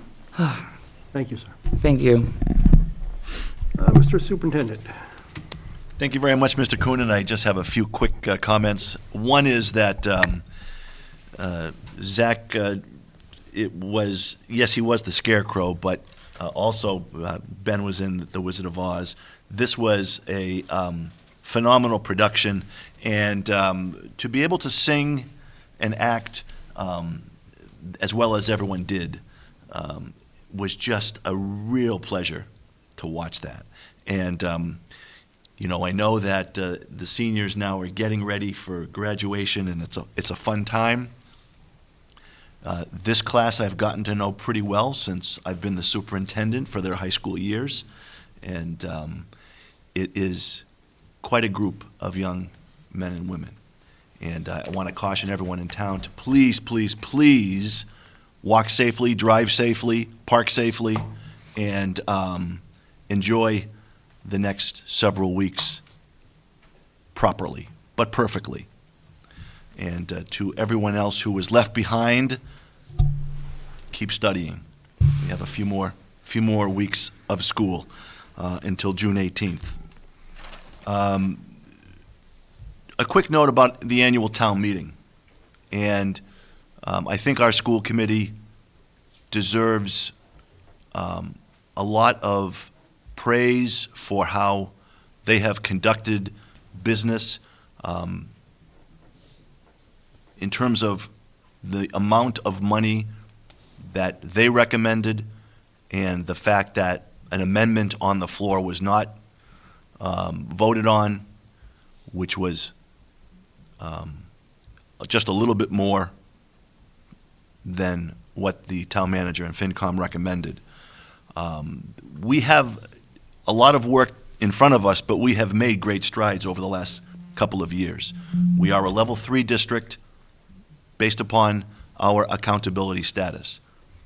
We have been working diligently every day for the last 2 years to improve that. And we are working hard to become more efficient with the resources that we have.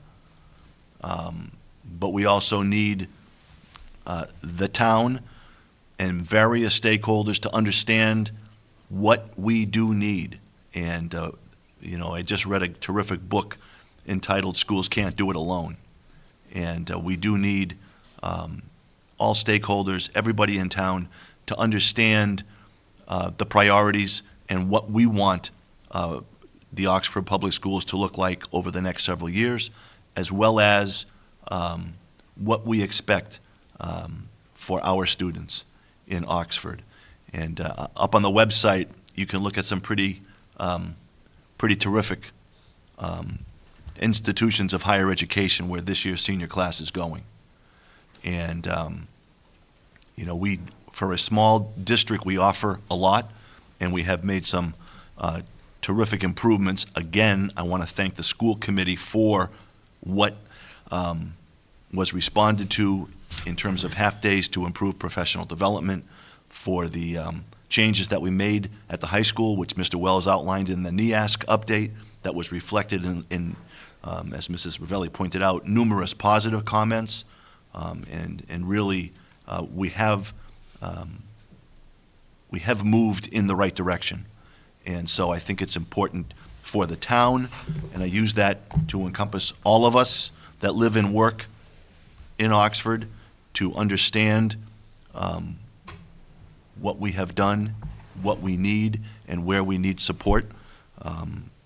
And so I will look forward to continuing that outreach across anyone who will spend a few minutes with me. The Student Council survey, I thought, was revealing for for the depth of discussion, because it wasn't just a handful of students, but it was almost every student here at Oxford High School. And obviously, many positions have been cut over the last several years due to budget, and we need to regroup and try and bring some of them back. And we will be creative, and we will work together to see if there are opportunities. But at the end of the day, it comes down to a community deciding what level they want to offer and then executing that irregardless. So that is plenty from my report today, and I do have some homework to do for the committee, and it will be done. But thank you again for all that you have done. Thank you, sir. Mr. Matthew? Nothing this evening, other than I'll give the school committee an update on the student activity accounts probably at the last meeting in June. Thank you, sir. Mr. Ravelli? Oh, I'm up? You're up. I'm up. It was a busy week, wasn't it? Zach? Yes. Let me start with you. I didn't know you had such a good voice. Kudos to you. Congratulations. Thank you. It was, The Wizard of Oz was fun for everybody, and I didn't know he could sing like that. I did. You did? I followed his career. You followed his... Oh, yeah, he's known me from the beginning. Yeah, we go way back. Other congratulations, if people go on the website, we can see that Mr. Baggett has received some money it was a grant to purchase a new cornet for the band. And I don't know if I'm saying her name right, Mrs. to Borda, is it? Yep. I don't have the amount here, but it was quite an amount for ceramics. 20,000 about? Sure to be. Oh, 17. 17, close to 20. And Mrs. Looney, of all things, she's a math teacher, right? A soundboard. She received a grant for the soundboard. So kudos, and I think we're going to have to, it seems like, and I'll move right into my next point, from town meeting, that we'll have to do more of that. I guess I was very disappointed in the small number of parents that were in the audience, and quite disappointed that we were not even allowed to vote. It wasn't, it was just, no, we're not even going to vote on this. Okay. Discounting everybody who was in the audience that was there to vote. Anyway. One of the questions that I have is, what is our shortfall now? I'm assuming we have a number, what our shortfall is, because I don't believe we're level service. So, through the chair. Through the chair, to answer Mrs. Ravelli's question, the original amount that the town believed they were able to afford was $15.5 million. The school committee wanted to increase some staff and voted for a 15.8, which is the Mass General Law's guidance that school committees have a public hearing and vote a budget to recommend to the town. Because there was an error at the state in the way our charter assessment was figured out, the town's assessment went up by $200,000. Therefore, the school budget was summarily decreased by $200,000 to $15.3. This year, we operated approximately at 15.1, and due to a very small contractual increase across the district and some modest programming upgrades that we are desperate for, the 15.3 actually represents a little bit less than the 15.1 in terms of operating the district. So it will be a challenging year. We are getting good at that, at executing that, but at the end of the day, and I've told this, that we are a level 3 district, and we can run a really good level 3 district at that level. Unfortunately, I will not be at the helm because the state is not going to allow us to keep doing that. So, and I do like my job. I do like the work. Let me be clear before you do complete my evaluations. However, that's where we are, and we will make it work as we have made it work in each of my 4 years with Mr. Matthews' good counsel and guidance and mathematical wizardry.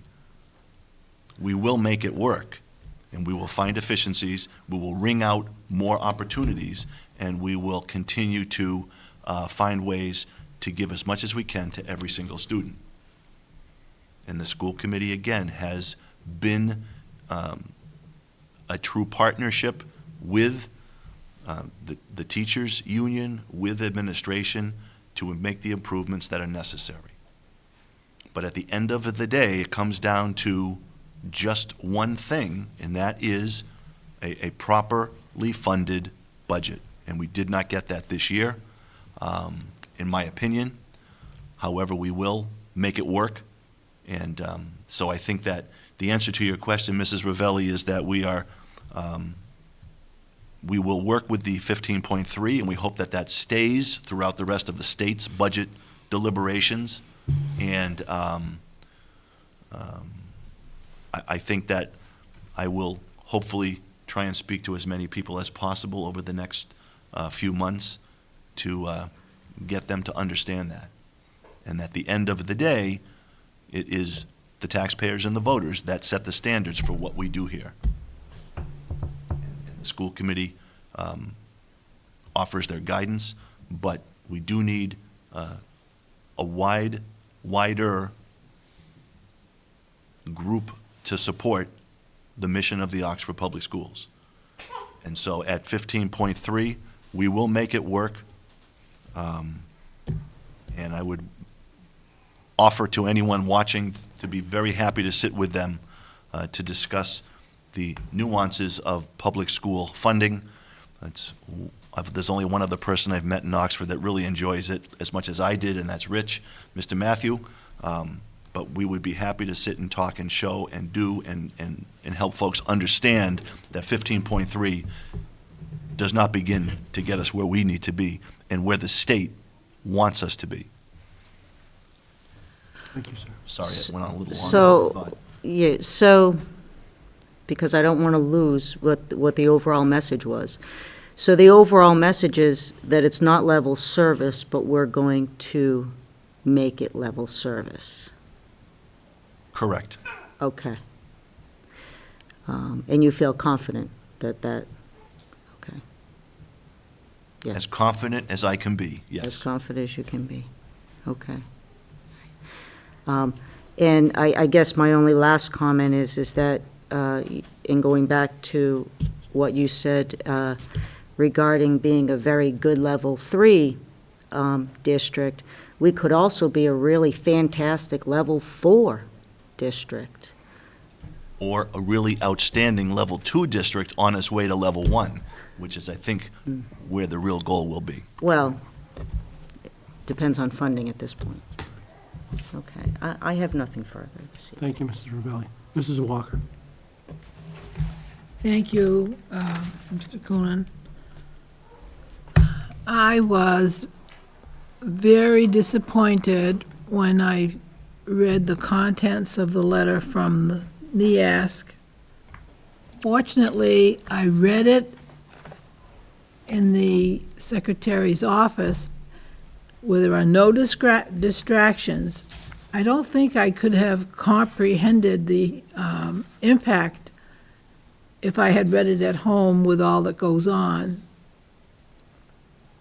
It was very disappointing to me to have it laid out as to what was expected to have happen and that didn't happen. But luckily, I had already made the evaluation of the superintendent, so I was not distracted by the process.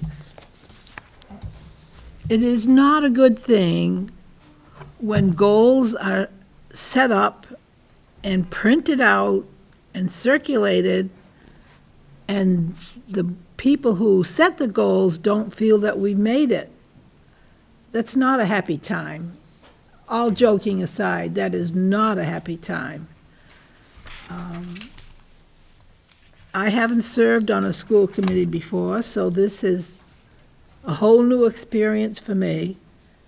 But as a selectman, I answered to many people individually by phone and face-to-face, and I happen to have been the first selectman to have a recording machine at my home to answer people when they called, no matter when. And sometimes it was at very late hours.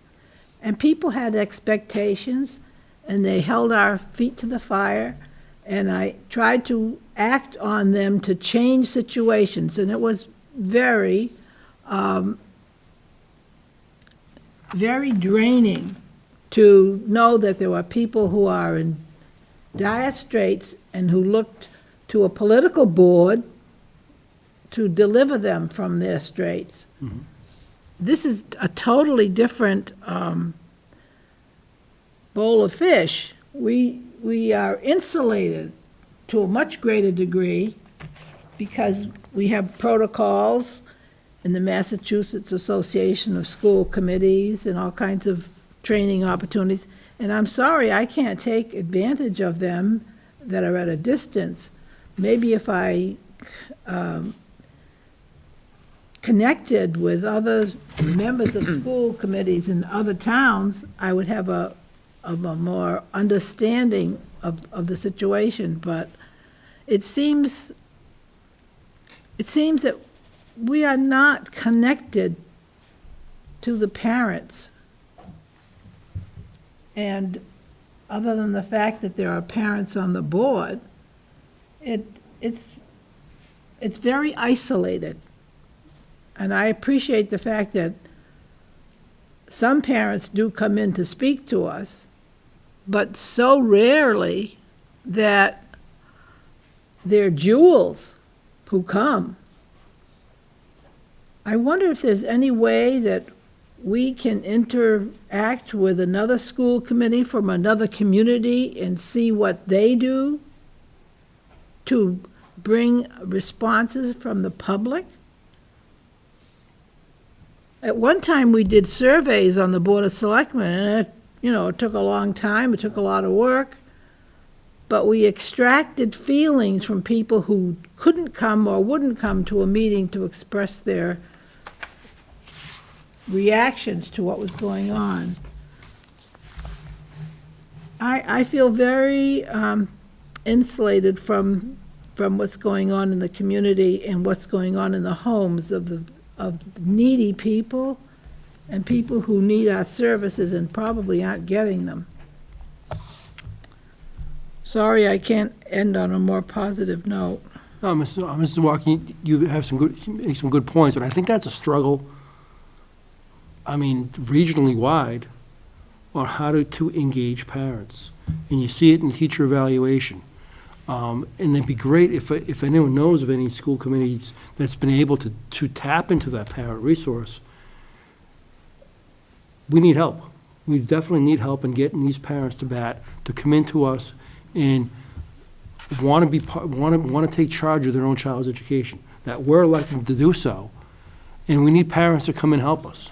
We need parents to come to the floor of town meeting and to stand with us and say, we're doing it for your kids. Well, you have to help us. Because you're right, it can get a little isolated. And I'd be curious if there's a community out there that has found that magic potion for it, because I'd like to get some of that come to Oxford. I think all we can do is continue advocating and just try and build relationships and move forward to get more parents engaged by talking to parents, by talking in our groups, to bring more people into the discussion. And I think that we're all very diverse. We have diverse groups that we're with, and it starts by everyone making that effort to engage our circles and see if we get those circles connected even bigger and bigger. Thank you, Mrs. Walker. You made some very good observations. Thank you. Mrs. Ennis. I just wanted to touch upon a couple of things. The play that we got to see was great. Zach, you really do know how to belt out a tune. That was fantastic. It was like one of those hidden talents. And Ben, of course, you were very good yourself.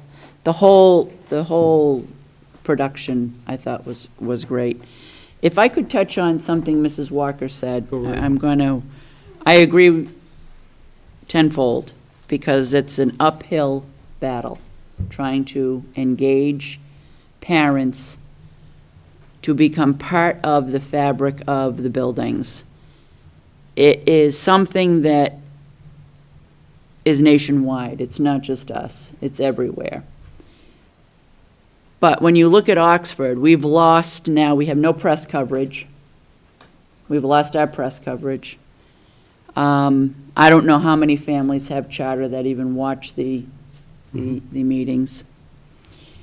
One of the things that happened at our past town meeting, our chairman got up and made a motion, and we were not allowed to vote the motion you made. And I think some laws were broken. Now, we have legal counsel that sits on that stage at the tune of about $250 an hour. And we were given improper legal advice, or whatever his opinion was, I think was wrong. Mm-hmm. And you also have a Board of Selectmen member who is an attorney, who did not chime in her thought. I don't ever remember a motion going out and not being voted. I seconded your motion. That's right. So that is one of the reasons, another reason, small reason, but one of the reasons why we don't get parents, because they think that nobody, as far as the Board of Selectmen go, other committees do not care about this committee. That is why they don't come. I'm in touch with these people all the time.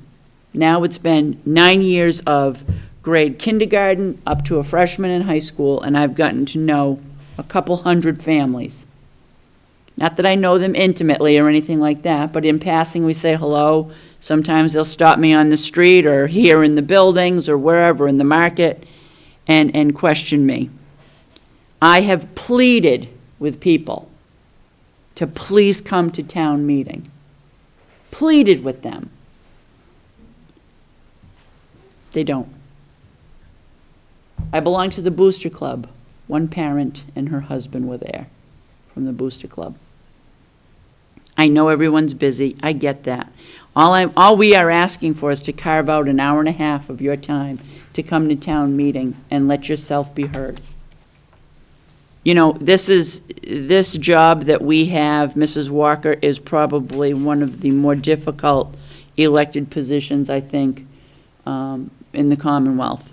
The Board of Mass Association of School Committees will tell you we are 5,000 members strong, which is more than the selectmen or city councils that you have. We are some of the most organized groups when it comes to going to the State House. But still, you fall on deaf ears there. So it is an uphill battle. It is, I have to say, I have gotten 4 emails from parents that are willing to do whatever they need to do for October town meeting. They have given me a commitment. So at some point after the end of school, I would like to discuss, Mr. Chairman, putting together a focus group of some sort. It has to be a big one. It can't be 10 or 15 people. It's got to be 30 or 50. Mm-hmm. And it's got to be our senior residents, our parents, our new parents, town residents, member of FinCom, maybe a selectman will chime in. It's got to be a wide, varied group. Students, current students, soon-to-be former students. I think that is going to be where we can make some kind of a difference. We have to do something to shake it up a little and engage these people. A comment was made, and I want this to be from me to, I'm not looking for an issue, but I'm looking to make a correction for a comment that was made. These Oxford school buildings belong to the town of Oxford, and we, as the school committee, have care, custody, and control of these buildings. For anyone to think themselves so bold to say that we have nothing to do with these buildings should really sit down with himself and take a good look at himself, because that is an insult to the hard work of this committee. I have been on now, how many? 3 terms, all different kinds of people. And never, even the ones that politically I didn't agree with, never, ever, ever did any of us take this job lightly. Never. We all poured our heart into it because it's for the kids. So if you want to make show of this committee and do things and say things like that, say it to our face. Say it to our face, and don't put it out there that, you know, they don't have anything to do with anything. Well, guess what? Yes, we do. We hold the biggest budget in this community, and we try to educate 2,000 children every single day. We don't get to pick and choose like Bay Path. And something else everybody should remember. If a student goes to Bay Path and can't cut it and comes back to the Oxford Public Schools, the money that we send to Bay Path does not come home with them. Bay Path keeps it. So in saying that, I think that we, as a committee, need to educate the parents, educate the town on how this money comes in, where it goes, how much for salaries, what our contractual obligations are, the whole gamut, everything from soup to nuts. There is so much that happens in a public school district that I don't think the people understand. I don't think parents get it. I think they send their kids to school, and that's it. They're good. I got you there. But what happens once they're here? What happens when they have to go home and do their homework? Are they getting it done? Do they have parents that ask them how their day went? Not in every household, they don't. So in saying that, I know that it's a very, very difficult uphill battle, Mrs. Walker, believe me. There have been nights I go home and I rack my head against the wall because it's like, what else do we have to do? Or sit and cry because you just don't know what it's going to take to get through to these people. So I'm hoping when we get together in June, we can put together this focus group and really, really rally people, because they are out there. Why they won't come forward, I don't know, but we've got to find out why.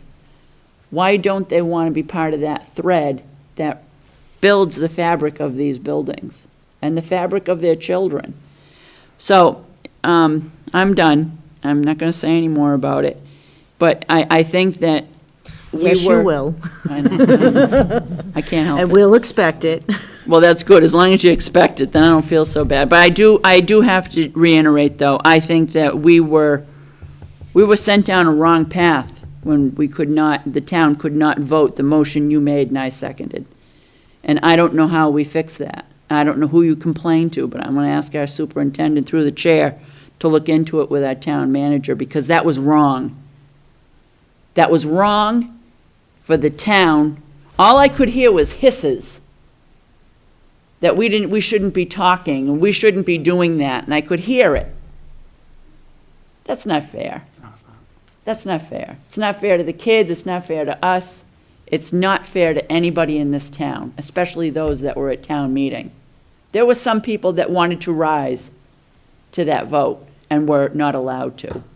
So, I'm off my crate for now. For now. For now.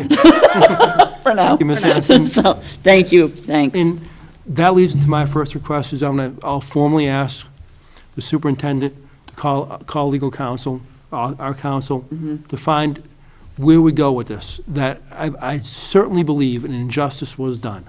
There was bad information, it was properly documented, it was submitted, the moderator accepted it, That's right. and then all of a sudden, people started whispering on the stage behind us, and he changed his decision. I'd like to know what was said, how it was said, and how can it be accepted and then taken away. A pure injustice was done. On the floor of the town meeting, of the people not being able to vote on that, to have discussion cut off so quickly after two speakers from the move to vote. I understand is the moderator's obligation, is it accept that or not? We never heard both sides of any argument. That's right. I presented it, there was one speaker, maybe two speakers. We never heard, there was no debate on the floor. It was hurriedly just passed over, and that's what's happening to our schools if we allow this to happen. We were just stomped on, just passed right over. We got you got your $15.3 million, and now I'll make it do. Well, ladies and gentlemen, that's not enough. It's not enough for what we need for the mission of the school committee and how we can go from level 3 to level 2 and move forward. It is not enough. It sounds good, and I don't want to bore people with what I spoke on the floor of town meeting, but basically, the mentality out there is, well, I graduated from high school, Dan Coonan, class of 1985, Oxford High School. It is a huge, different school. Culturally, it is different. Society is different. And the factors in how we have to educate children in so many different ways, it costs money. The state tells us through IEPs, through support systems and programs, that this is what the student needs. All that money comes right off the top. And yes, those students have a right to education, and that's what the state tells them to do. So we're not going to hold any child back. We have to move forward. What happens now is these programs come and they go, and we pay for them. In the assessment, with the charter school assessment, and I think that was one of the issues that came on the floor of town meeting. Well, the students aren't there. Well, just because students up and leave, why are they leaving? They're leaving because we don't have the program students want, the extras. I don't know if we can pan this room, and you see some very, very good art projects in this room. And that's great. Some students can tap into that.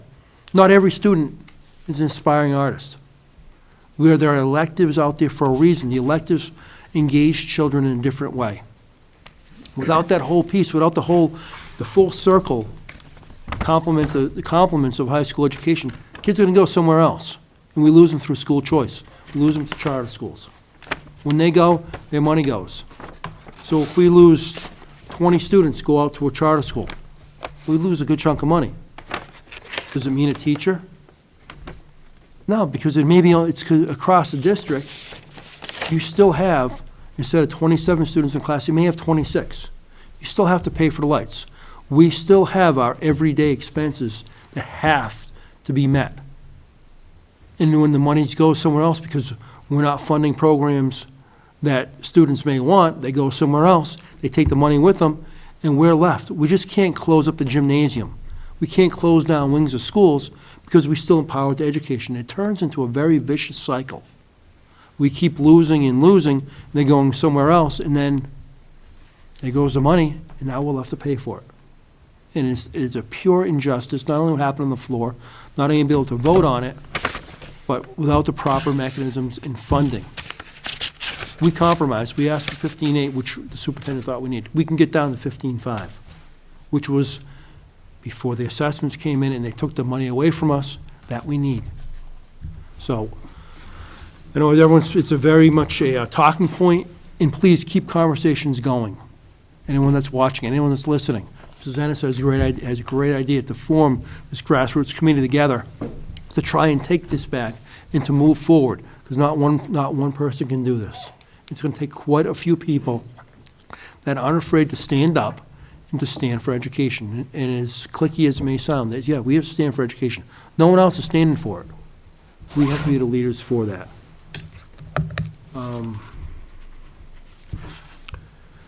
Okay. Just to move forward, I guess, where we're going with this. And I do, again, I want to publicly congratulate Mrs. Ennis on the Unsung Hero Award. As you saw the passion, how she goes about her job here. And she was honored in Boston last week. I believe Senator Richard Moore that did nominate her for the much deserving award, and to really to highlight someone that has dedicated her tenure on the school committee to education. And you can still see the fire is very much burning. It's burning deep right now. She wants to get back to work and go hard on it. Okay. Next, future business. Meeting dates, we're talking about the 3rd of June and the 10th. Again, on the 3rd, we will be reorganizing. Also on the 3rd, the superintendent to bring in the elementary schools for their school improvement plans. We talk about handbooks, summer reading lists, and also we'll do the departmental reports that night, where Mr. Trahan will come in, Trish will come in, so different reports that we hear at the end of the year from those. So I'm sorry, that's the 3rd we'll be doing that? The 3rd we'll do elementary, and the elementary in the departments. On the 10th, we'll do the middle school, the high school, and Project Coffee. And I think I got them all. Didn't I mention them all there? If not, we can kind of put them into a category where I was going elementary and then middle school, secondary. And the 10th will be, you say, I'm sorry, I'm slow The at 10th will be middle school, high school, coffee. middle school, high school coffee.